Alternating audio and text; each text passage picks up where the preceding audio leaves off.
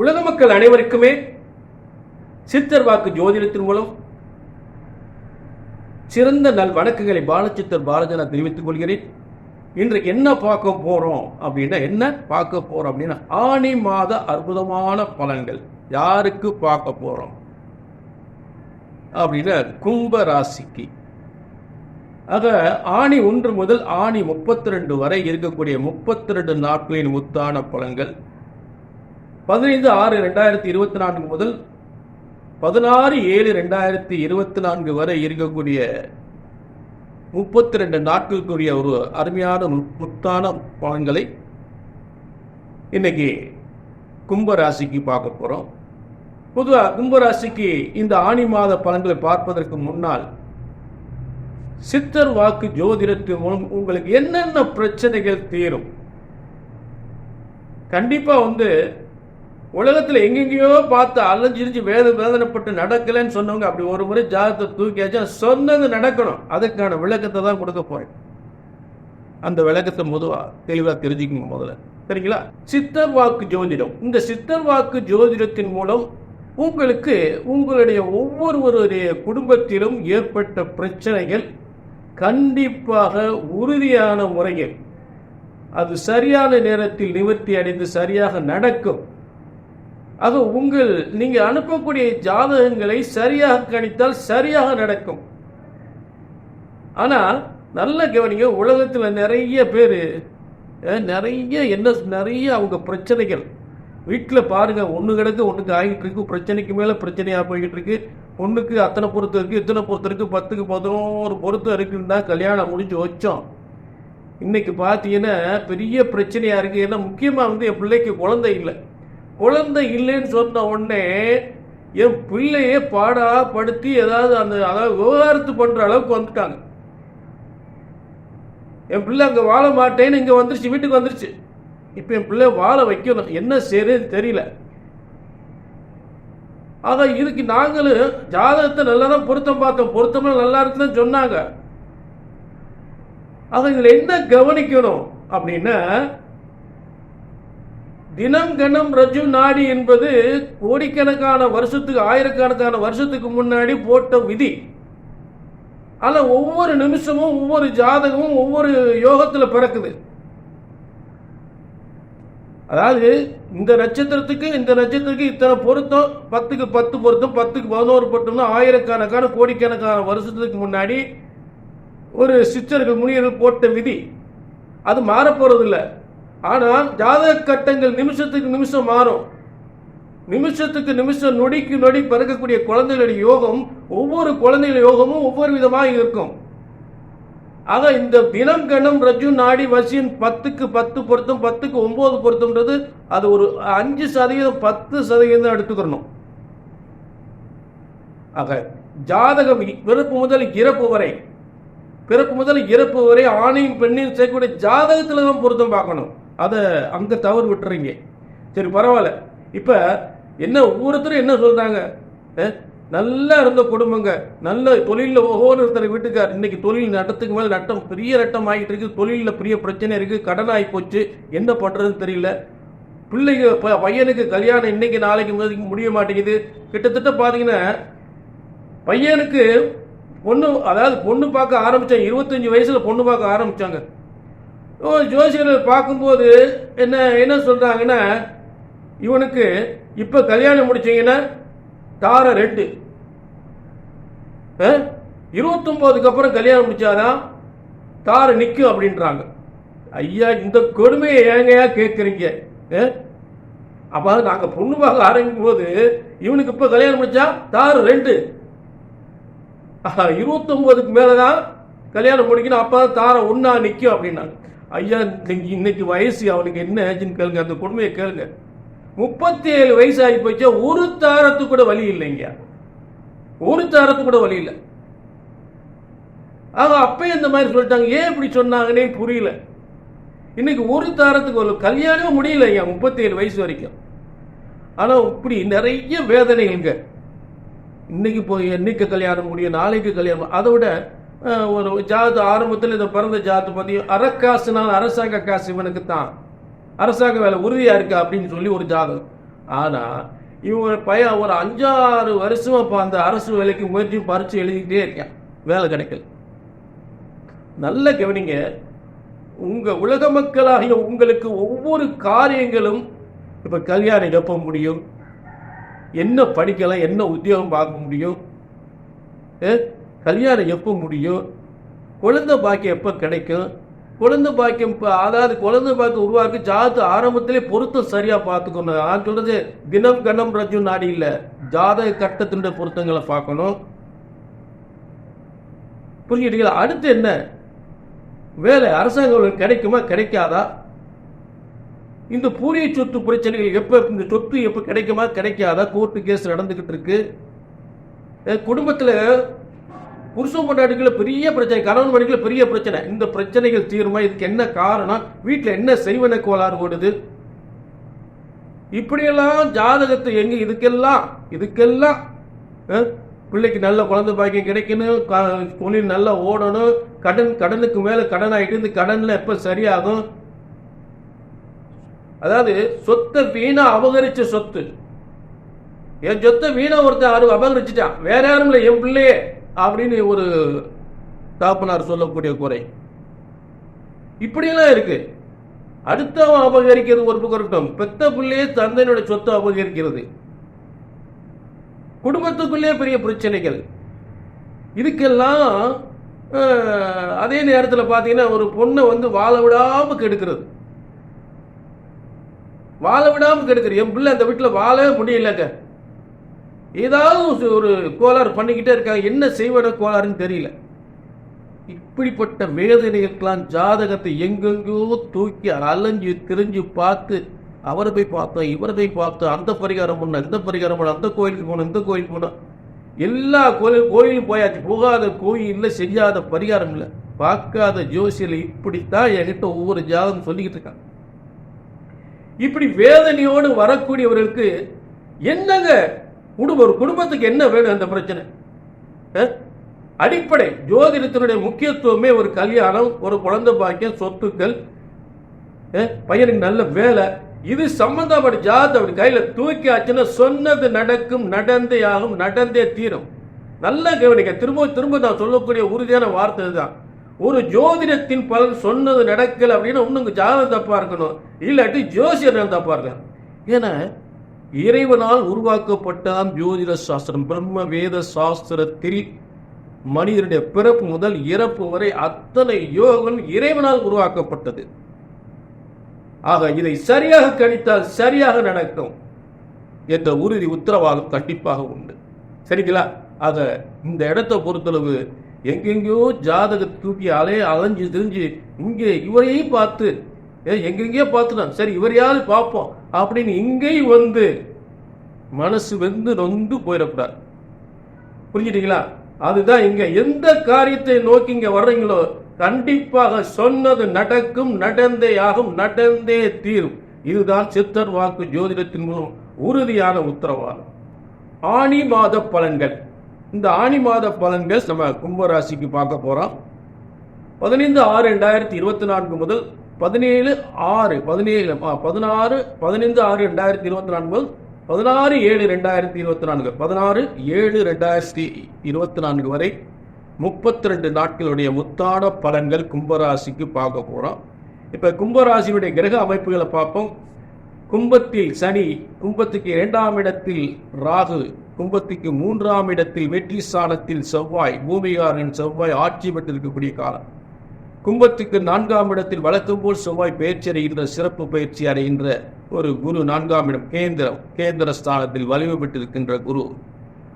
அடுத்து கும்பராசிக்கு பூர்வ புண்ணிய ஸ்தானத்தில் ஒரு அற்புதமான, எதற்குமே போன ஜென்மத்தில் கொடுத்து வச்சிருக்கணும் அப்படின்னு சொல்லக்கூடிய ஒரு பூர்வ புண்ணிய ஸ்தானத்தில் கும்பராசிக்கு 7ஆம் அதிபதி என்று சொல்லக்கூடிய சூரியனும் 4ஆம் அதிபதி என்று சொல்லக்கூடிய இரண்டு கேந்திராதிபதிகளும் சேர்ந்து, சூரியனும் சுக்கிரனும் சேர்ந்து, மேலும் பூர்வ புண்ணிய ஸ்தானாதிபதி ஆட்சி பெற்று இருக்கக்கூடிய புதன், பூர்வ புண்ணிய ஸ்தானாதிபதி ஆட்சி பெற்று இருக்கக்கூடிய சிறப்பு வலிமை கொண்ட இந்த ஆனி மாத பலன்கள் கும்பராசி.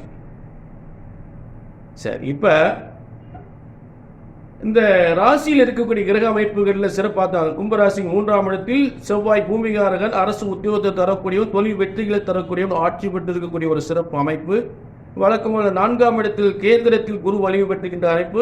பூர்வ புண்ணிய ஸ்தானத்தில் புதன், ஆட்சி பெற்ற புதனோடு 4ஆம் அதிபதி சுக்கிரனும் 9ஆம் அதிபதி சுக்கிரனும் சூரியனும் சேர்ந்து புதனோடு வலிமை பெற்றிருக்கக்கூடிய அருமையான ஒரு நாள் ஆணி மாதம் தான். வலிமையான ஒரு ஆணி மாதம், அதில் மாற்றமே இல்லை. அதாவது கும்பராசி 7க்குரியவன், 4க்குரிய சுக்கிரன், 2 கேந்திர கிரகங்கள் வலிமை பெறுகின்ற ஒரு பூர்வ புண்ணிய ஸ்தானத்தில் அதாவது எந்த கிரகங்கள் ஒரு இடத்துல உட்காரதோ அந்த இடத்துக்குரிய கிரகம் ஆட்சி பெறும்போது அந்த இடம் மிகப்பெரிய வலிமை பெறுகின்றது, மிகப்பெரிய வலிமை பெறுகின்றது. ஆக செய்கிற முதலீடு, தொழில், வருமானங்கள், முன்னேற்றங்கள், அரசாங்க பதவிகள், ஒரு அரசியல் முன்னேற்றங்கள் என்று அத்தனை முன்னேற்றங்கள் பெறக்கூடிய காலமாக இருக்கும். ஆக அடுத்து 3ஆம் இடத்தில் செவ்வாய் ஆட்சி பெற்றிருக்கும் பொழுது பயணத்தின் மூலமோ சொத்துக்கள் மூலமோ வீடு, இடம், வாசல், சொத்து, அரசாங்க பதவி என்று அரசியல் என்று அத்தனை முன்னேற்றங்கள் பெறக்கூடிய ஒரு சிறந்த காலமாக, வருமானங்கள், முன்னேற்றங்கள் அதிகப்படக்கூடிய காலங்களாக அமையப்போகிறது. சொத்துக்கள் அதிகமாக சேரக்கூடிய காலங்களாக அமையப்போகிறது. இது ராசி கட்டத்தில் இருக்கக்கூடிய விஷயங்கள். இப்போ நான் அம்ச பலன், அதாவது இறைவன் ஒவ்வொரு நாளுக்கும், ஒவ்வொரு தேதிக்கும், ஒவ்வொரு நாளுக்கும் ராசி அம்சம் அப்படின்னு சொல்லக்கூடிய 2 கட்டங்களையும் நமக்கு தருகிறார். அப்போ பொதுவாக ராசி கட்டத்தை வச்சே சொல்லிட்டு இருக்கிறது எல்லாருக்கும் தான் சொல்லி அப்படி சொல்ல போகிறது இல்லை. நான் என்ன சொல்ல போகிறேன், நடக்கக்கூடிய அம்ச பலன்களை கணித்து ஒரு 9 அதாவது ஆணி மாதம் 32 நாட்களாக இருந்தாலும் அதில் ஒரு 9 நாட்களை தேர்வு செய்து அதற்குரிய நாட்களில் இங்கு என்னென்ன யோகங்களை பெறலாம் என்பது தான் நான் விளக்க போகிறேன். அம்ச பலன் அதைத்தான் சொல்ல போகிறேன். ஆக முதல் தேதி ஆணி 1 அமோகமாக அமைந்திருக்கிறது. 15/6/2024 அன்று, அதாவது மிருகசீரிஷம் 3ஆம் பாதத்தில் இருக்கக்கூடிய ஆட்சி பெற்ற சுக்கிரனை குருவும் சந்திரனும் பார்க்கக்கூடிய அருமையான நாள். நல்ல கவனிங்க, எப்பொழுதுமே குரு சந்திரனை பார்க்கும் போதுதான், சந்திரன் என்பது உங்கள் உடல் உழைப்பு, உங்களுடைய என்னென்ன காரியங்களுக்காக அந்த உடல் உழைக்கிறீங்களோ, என்னென்ன முயற்சிகள் பண்ணுறீங்களோ அதெல்லாம் வெற்றி பெறக்கூடிய காலங்களாக குரு பார்க்கும்போது அது அதனுடைய காரியங்கள் மிகப்பெரிய வெற்றி அடையும். ஆக சந்திரனை எப்பொழுதெல்லாம் குரு பார்க்கிறாரோ அதெல்லாம் உங்களுடைய முயற்சிகள் அத்தனை மிகப்பெரிய வெற்றி அடையும். புரிஞ்சுட்டீங்களா? தொழில், வியாபாரம் தொடங்கலாம், தொழில் தொடங்கலாம், அரசு வேலைக்கு முயற்சி பண்ணலாம், அதே நேரத்தில் பூ வைக்கலாம், நிச்சயம் பண்ணலாம், இடம் பிடிக்கலாம், வீடு, வாசல், இடம், அத்தனை காரியங்கள் செய்யக்கூடியதான் இந்த நாள். இதே மாதிரி ஒவ்வொரு தேதி இந்த இதெல்லாம் நீங்கள் சிறப்பாக செய்யலாம். அடுத்து ஆணி 8 எதுவும் பண்ணாதீங்க. அதோட தேதி 22/6/2024 22/6/2024 அன்று எந்த வேலையும் செய்யக்கூடாது. இப்போ சுவனேன்றைக்கு அன்றைக்கி மாலையில் தொலைக்காட்சி நியூஸில் பார்த்தீங்க ஏதாவது பாதகமான நியூஸ் வந்துக்கிட்டு இருக்கும். அன்றைக்கி ஒன்றுமே செய்யாதீங்க. ஆணி 8 22/6/2024. அடுத்து ஆணி 9 அற்புதமான நாள். 23/6/2024 அன்று பூராடம் 3ஆம் பாதத்தில் இருக்கும் சந்திரனை குரு பார்ப்பது. நான் எப்பவுமே குருவை சந்திரனை குரு பார்க்கக்கூடிய நாளை மட்டும் தேர்வு பண்ணி ஆட்சி உச்ச கிரக அமைப்புகள் மட்டும்தான் நான் சொல்லுவேன். அந்த நாள் தான் ரொம்ப சிறப்பாக இருக்கும். அந்த நாட்கள் மட்டும் சொல்லுவேன்.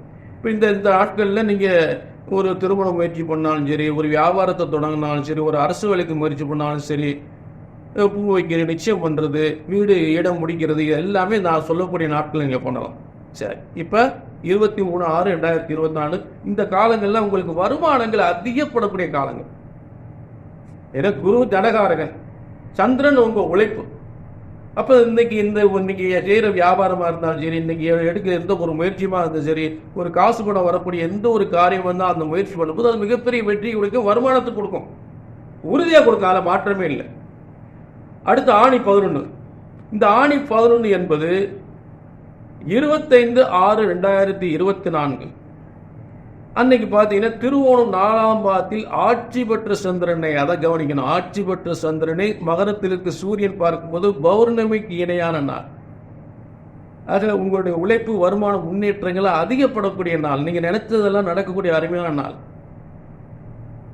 அடுத்து ஆணி 13. இந்த ஆணி 13 என்பது 27/6/2024 சதயம் 4ஆம் பாதத்தில் இருக்கக்கூடிய சந்திரன், மேலும் அங்கே உச்சம் பெற்ற சுக்கிரன் இருந்து அதற்கு எதிர்முனையில் கன்னியில், அதாவது பரணி நட்சத்திரத்தில், பரணி என்பது சுக்கிரன் நட்சத்திரம், ஒரு சுக்கிரனுடைய நட்சத்திரத்தில் ஒரு செவ்வாய் வந்து கன்னியில் இருக்கும் பொழுது, அந்த சுக்கிரன் உச்சம் பெற்று இருக்கும்போது ஒருவருக்கு ஒருவர் பார்க்கும் பொழுது மிகப்பெரிய யோகமான நாள் அமையும்.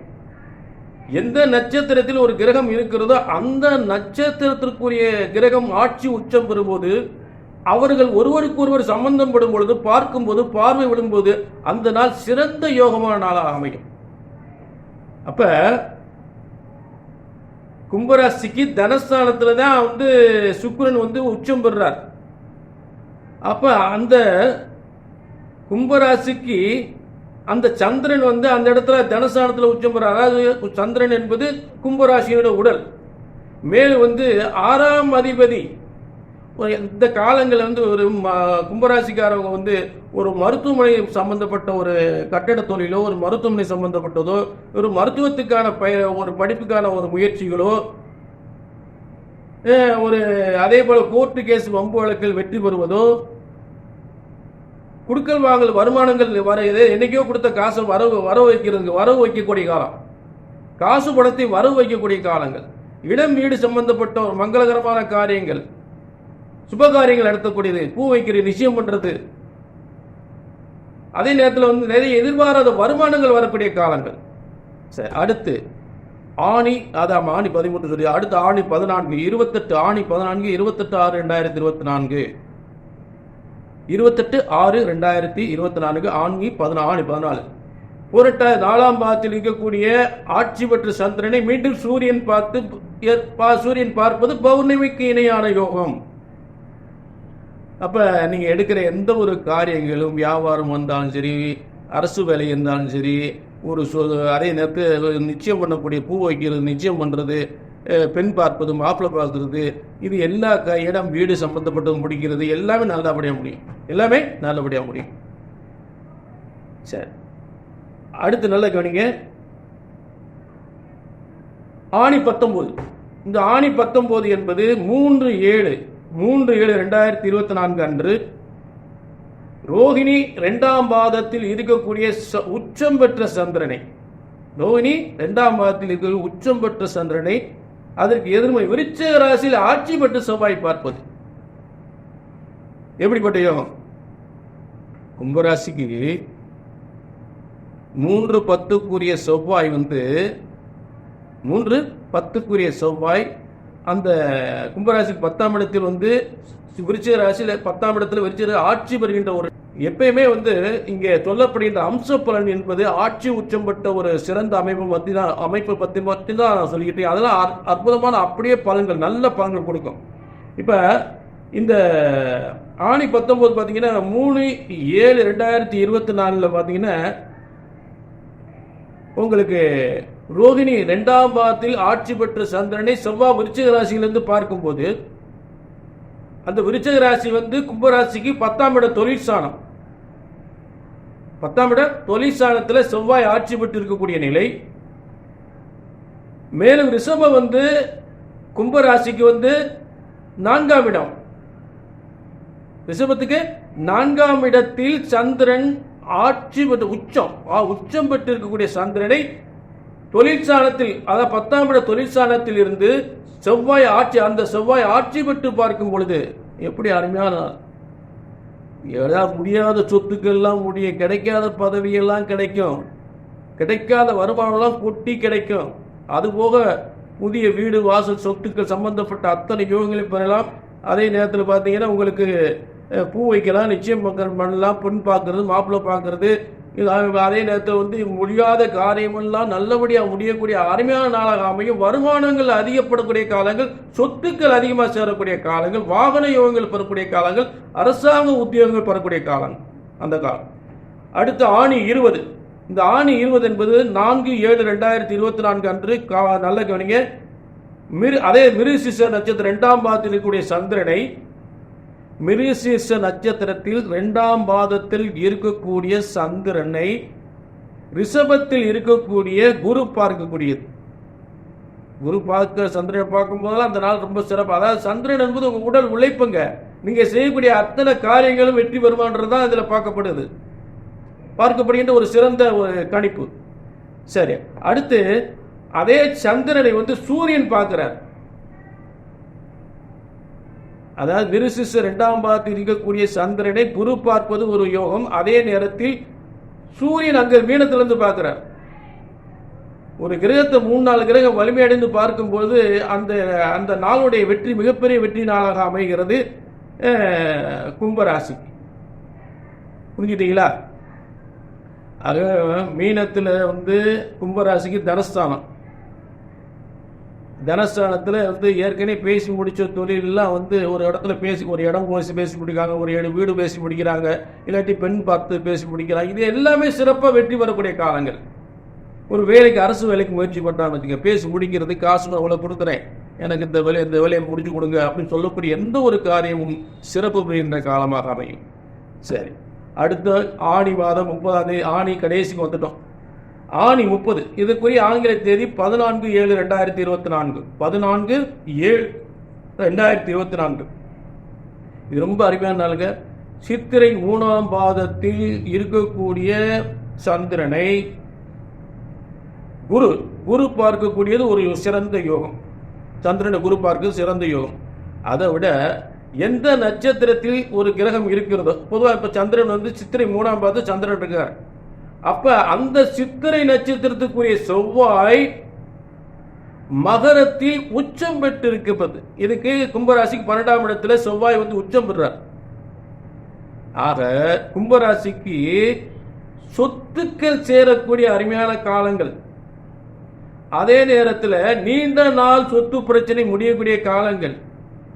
அதே நேரத்தில் தொழில் மூலம் நீண்ட தூர பயணத்தின் மூலம், நீண்ட ஒரு தொழிலுக்கான ஒரு பயணம், ஒரு வியாபாரத்துக்கான பயணம் மிகப்பெரிய வெற்றி பெறக்கூடிய காலங்கள். அதே நேரத்தில் எங்கேயோ இருக்கக்கூடிய சொத்து முடிக்கக்கூடிய காலங்கள், வெளியூரில் போய் சொத்தை முடிக்கக்கூடிய காலங்கள், பயணத்தின் மூலம் மிகப்பெரிய வருமானங்கள், சொத்துக்கள், அதே நேரத்தில் அரசாங்க பதவியுடைய முயற்சிகள் அத்தனையும் வெற்றி பெறக்கூடிய காலங்கள், அரசியலில் வெற்றி பெறக்கூடிய காலங்கள். ஆக இப்படிப்பட்ட ஒரு சிறந்த காலமாக இந்த ஆடி அமைகின்றது. அதில் எந்தவித மாற்றமே இல்லை கும்பராசிக்கு. ஆக இப்போ சொல்லக்கூடிய பலன்கள் எதுவுமே சரியாக நடக்கலை, சரியாக வரலங்க அப்படின்னு நினைச்சீங்கன்னா தனிப்பட்ட உங்கள் ஜாதகம் சரியில்லை.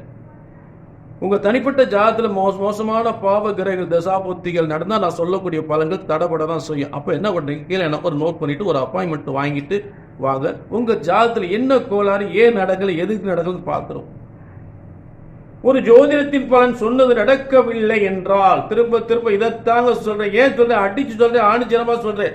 ஒண்ணு உங்க ஜாதகம் தப்பா இருக்கு, இல்லாட்டி நான் தப்பா இருக்கேன். ஜோதிடம் பிரம்ம வேதத்தால் இறைவனால், பிரம்ம வேதத்தால், பிரம்ம சாஸ்திரத்தில், வேத சாஸ்திரத்தில் உருவாக்கப்பட்ட ஜோதிட சாஸ்திரம் மனிதனுடைய பிறப்பு முதல் இறப்பு வரை அத்தனை யோக ரகசியங்களும் அடக்கப்பட்டதான் ஜோதிட சாஸ்திரம். அது இறைவனால் படைத்தது, மனிதன் படைத்ததில்லை. ஆக சரியாக கணித்தால் சரியாக நடக்கும். கல்யாணம் முடியலையா, எத்தனை வருஷம் கல்யாணம் முடியல, எத்தனை வருஷம் வேலை இல்லை, அரசாங்க வேலைக்கு எத்தனை வருஷம் முயற்சி பண்றீங்க, ஏன் எனக்கு வேலை கிடைக்க மாட்டேங்குது. அதே நேரத்தில் கல்யாணம் ஆகி 5 வருஷம் 10 வருஷம் ஆச்சு, குழந்தை இல்லை. இத்தனை வருஷம் குழந்தை இல்லாததுக்கு என்ன காரணம்? புத்திர பாக்கியம் பெறக்கூடிய யோகம் என்ன இருக்கா இல்லையா? எப்போ புத்திர பாக்கியம் கிடைக்கும்? கடன் எப்போ நிவர்த்தி அடையும்? தொழில் விருதி எப்போ அடையும்? தொழில் நாளுக்கு நாள் மோசமாக போயிட்டு இருக்கு. தொழில் நல்லபடியாக வரணும், கடன் நிவர்த்தி அடையணும், இந்த சொத்து கிடைக்கணும், பூர்வீக சொத்து பிரச்சனை முடியணும். இப்படியெல்லாம் எத்தனையோ பிரச்சனைக்கு எங்கெங்கேயோ எத்தனையோ ஜோசியரை பார்த்து, எத்தனையோ பரிகாரம் பண்ணி, எத்தனையோ கோயில் குளம்லாம் போய் ஒண்ணுமே நடக்கலை வேதனைப்படுறவங்களுக்கு ஒரு முறை ஜாதகத்தை கையிடுங்க. எதுவாக இருந்தாலும் ஒரு முறை ஜாதகத்தை கையிடுங்க. சொன்னது நடக்கும், நடந்தே ஆகும், நடந்தே தீரும். எப்ப சரியாக கணித்தால் சரியாக நடக்கும் என்ற உறுதி உத்தரவாதத்தோடு மீண்டும் ஒரு நல்ல நிகழ்ச்சியில் உங்களை சந்திக்கும் வரை உங்களிடமிருந்து விடைபெறுகிறேன். நன்றி, வணக்கம்.